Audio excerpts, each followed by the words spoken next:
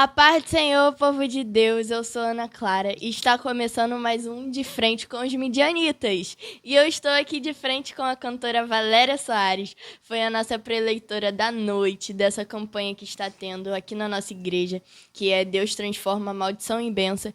E eu já quero começar a perguntar, eu quero que você fale um pouco do que está sendo, como está sendo um pouco essa campanha e como foi hoje.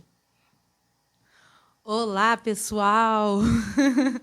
Que bom estar aqui, né, nesse podcast. É um pouquinho difícil de falar, mas é uma honra estar aqui, sendo entrevistada pela minha própria filha. Olha, gente, que legal! Verdade, não mencionei isso. Pois tem sido algo muito especial falar um pouco sobre essa campanha, né? Deus tem se manifestado de formas poderosa a cada sexta-feira aqui, e hoje não foi diferente, né? Deus se manifestou de uma forma também muito especial. A cada semana ele está fazendo algo diferente nas nossas vidas. É verdade. E eu já quero começar a perguntar um pouco sobre a palavra que hoje nos foi ministrada. E foi uma palavra meio, como eu posso dizer, desconhecida, né, pelo povo. Hoje foi falado sobre Jabes, certo? Jabes.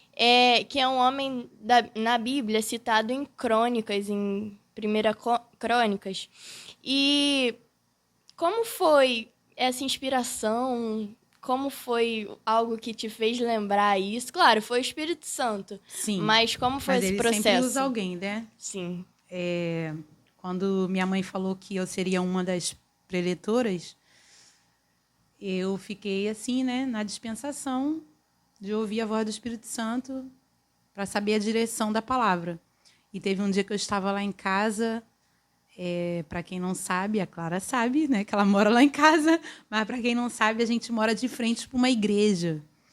E eu estava penteando o cabelo da minha filha quando eu ouvi um pregador falando sobre a vida de Jabes. Foi. Aí eu falei, a Clara estava presente, eu falei, Senhor, tem tudo a ver com a campanha de transformando maldição em bênção. Meu Deus, é isso que o Senhor quer? Aí comecei a orar. E Deus só foi confirmando no meu coração, e não saiu mais do meu coração sobre essa passagem, essa palavra. E eu creio que Deus falou, e falou muito. É verdade. O interessante, eu estava nesse momento também, né, gente? E eu lembro que a gente estava ali e não é de tanto costume a gente prestar atenção, porque como é uma coisa já rotineira, toda semana tem os dias certos de culto, a gente não costuma prestar atenção em todos os cultos, em todas as palavras. Mas o interessante foi, até eu mesmo, eu lembro que eu e minha irmã tinha entendido outro nome. Foi Jairo. É, isso aí, Jairo. Aí a gente, mas a história de Jairo não é assim, não. Foi. Aí a gente começou a prestar atenção. Aí minha mãe também começou a prestar atenção, nós três.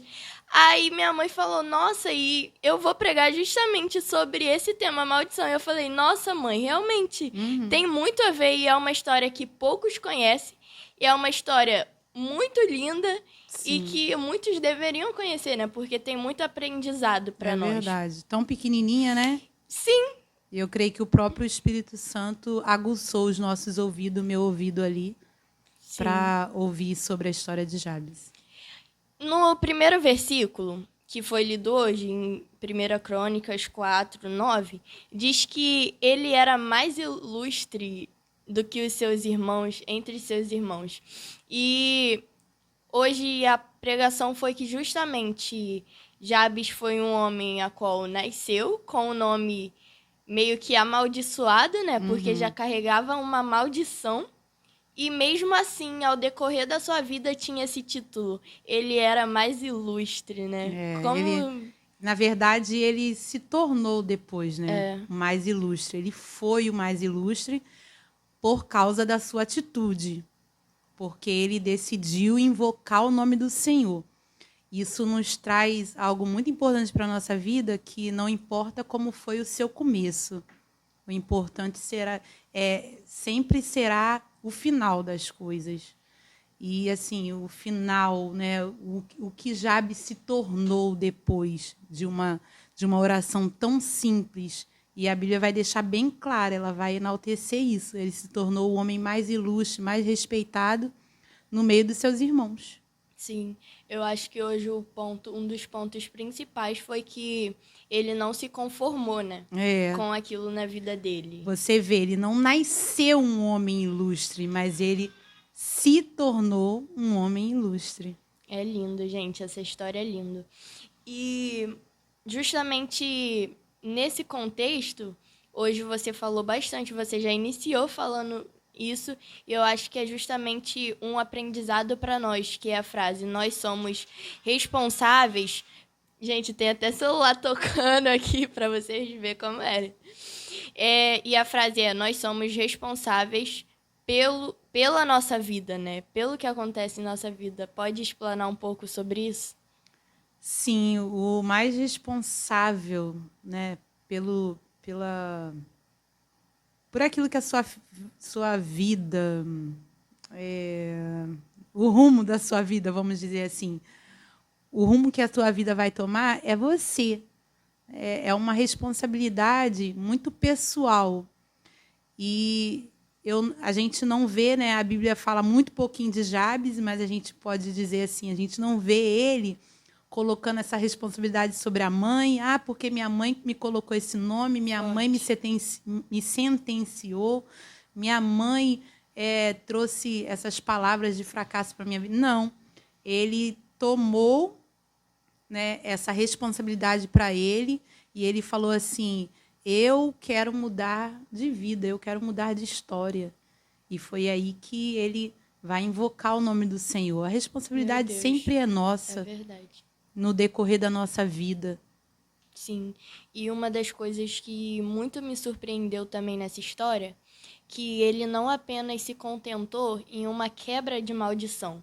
Em uma parte do versículo fala que ele pede que a mão de Deus vá com ele, né? Continue sobre ele. Ele não, porque tem gente que pede a bênção e quando recebe a bênção, estaciona, acabou. Ele realmente não se contentou só com a quebra de maldição. Ele quis a presença do Senhor para a vida dele. Ele se revelou dependente, né, dessa presença, desse Deus. Isso é algo muito lindo dentro dessa oração, né? Ele declara essa dependência, porque, como eu falei ali, a gente pode ter tudo. Tudo. Você pode conquistar tudo. Deus pode te dar bênçãos dos céus na terra, mas se você não tem a presença de Deus, você não tem nada. E esse reconhecimento é algo que Deus quer na nossa vida. Nós precisamos ter esse reconhecimento, que mais do que promessa, mais do que sonhos, mais do que bênção, mais do que conquistas, nós necessitamos da presença de Deus na nossa vida todos os dias. Talvez se Jabes não pedisse isso, ele não ia saber administrar tão bem as bênçãos que Deus iria derramar sobre a vida dele. É verdade. Você falou um pouco sobre a oração ousada, né? Foi ousado mesmo. É muito forte, porque é uma oração pequena, mas ousada e que tem muito efeito. Certo? Sim, porque, olha só, ele chega pedindo bênçãos, as bênçãos do Senhor sobre a vida dele, e você vai ver que na cultura judaica, as pessoas consideravam o outro abençoado como? Quando ele tinha propriedades, quando ele era rico. Era assim que as pessoas consideravam as pessoas, que aquela pessoa ali é abençoada. Na cultura judaica era muito disso. Então, quando Jabes está pedindo bênção, ele não está pedindo coisa espiritual, não, gente.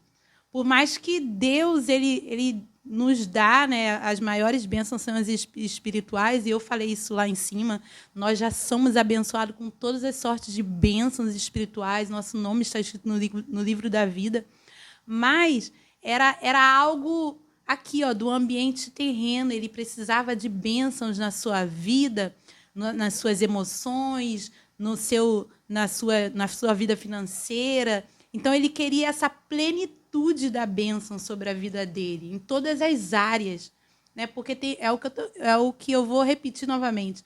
Às vezes a gente temos essas bênçãos espirituais, mas vivemos uma vida tão medíocre aqui nessa terra. Mas por quê? Porque a gente acha, Deus quis assim para a minha vida. É isso que Deus quer. E às vezes não é o que Deus quer. Às vezes a gente que não é ousado em pedir a Ele, né, as bênçãos, e Deus está prestes, está pronto a nos abençoar. É verdade, meu Deus, gente, muito forte. Quem tem a bênção de Deus tem tudo também, né? Sim, nem fala. É a melhor bênção, né? É. Porque as bênçãos dele não é aquela mão de troca. Eu te dou, mas ao mesmo tempo eu posso tirar. Quando ele te dá, ele realmente é para você. E saindo um pouco desse contexto apenas da palavra de hoje, eu quero perguntar um pouco da vida pessoal, né? Sobre como foi a sua vida nesse ministério até chegar aqui, até chegar a esse ponto de ministrar a palavra, né? Porque muitos veem assim, mas não é da água pro vinho que a pessoa vem e começa uma vida de ministrar a palavra.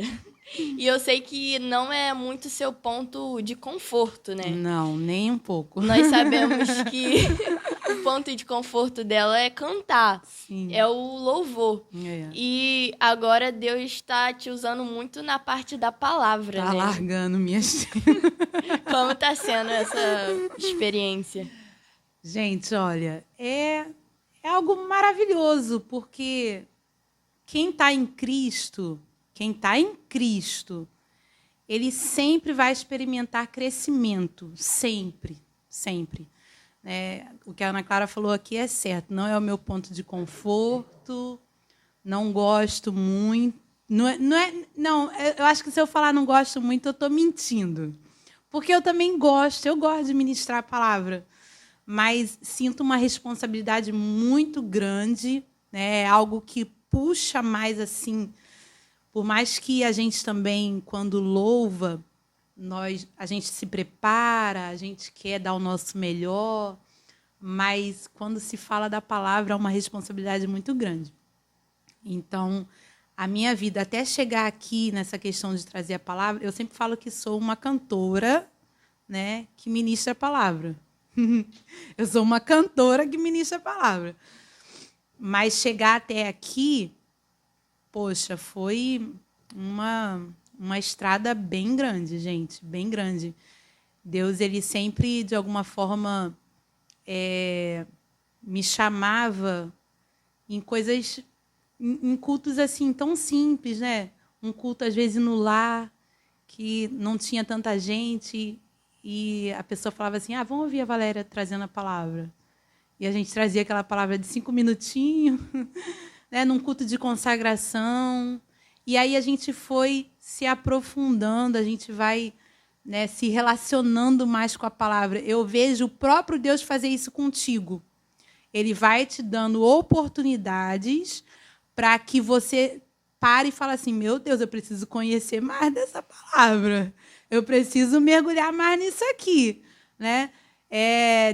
Deus conta comigo. De alguma forma, Deus conta comigo. Deus quer te dar uma voz. Então, o próprio Deus vai te movimentando, ele vai te levando, né? Eu quero que você mergulhe mais na minha palavra, porque você não vai ficar somente por aí. É o que eu te falei aqui sobre alargar. Isso aí, quando Deus quer alargar as nossas fronteiras, não é só, gente, aqui no físico, no material, não. É no âmbito espiritual, em todas as áreas. E eu vi e tenho visto Deus, de alguma forma, alargar um pouco as minhas fronteiras, me levar para dentro da palavra. E eu posso dizer que, quando eu ministro a palavra, a maior ministrada sou eu. Eu saio ainda, aquilo ali continua falando. Eu falo, Senhor, o Senhor queria falar, era comigo. Eu acho que não era com esse povo, não. Toda vez que Deus me leva para uma palavra, é porque Deus quer falar primeiro com o ministrante, né? Conosco. E isso é muito bom.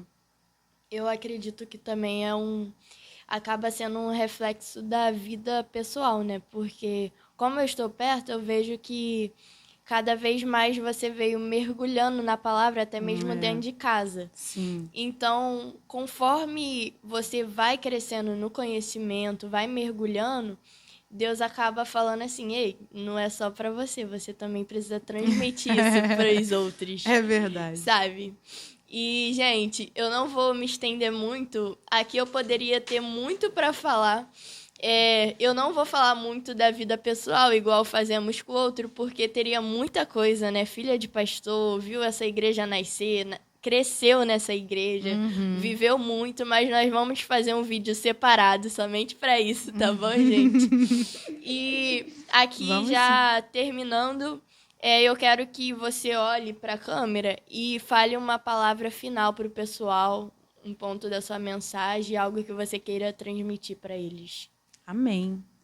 Gente, foi muito bom estar aqui hoje, passando um pouquinho tudo que Deus tem feito, que Deus está fazendo.